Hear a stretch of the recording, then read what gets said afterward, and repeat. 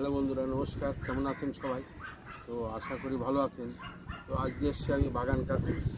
গাছে কী করে এই গরম গ্রীষ্মকালে গাছে কী করে অধিক ফুল ফোটাবেন এবং গাছে কী খাদ্য দেবেন, বেগমবেলিয়া গাছে কী খাদ্য দিলে গাছের উর্বর শক্তি বৃদ্ধি হবে এবং গাছে ক্যালসিয়াম, ফসফরাস এবং প্লাটিনাম এবং গাছের আয়রন শক্তি বৃদ্ধি করবে এবং ভিটামিন ডি, সি ডি এবং ডি সব বৃদ্ধি হবে। শুধু একটা তো গাছকে খেতে দিন। কী খাওয়াবেন তা দেখুন তার ভিডিওটা, আর দেখতে থাকুন। ভিডিওটা ভালো লাগলে লাইক, শেয়ার, সাবস্ক্রাইব, কমেন্ট করতে বলবেন না।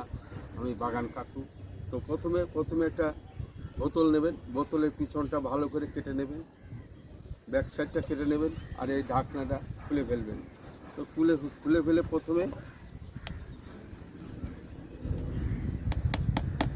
ওই বোতলে এতটা করবেন, এতটা মাটিতে ঢুকিয়ে দেবেন। দেওয়ার পরে এর মধ্যে খেতে দিবেন ভাত, রাইস খাওয়াবেন।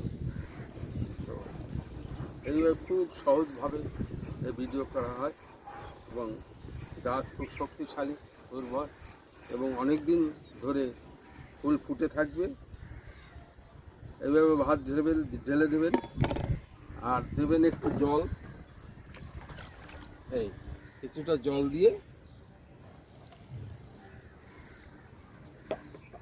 গাছে যেটা দরকার গাছে টেনে নেবে।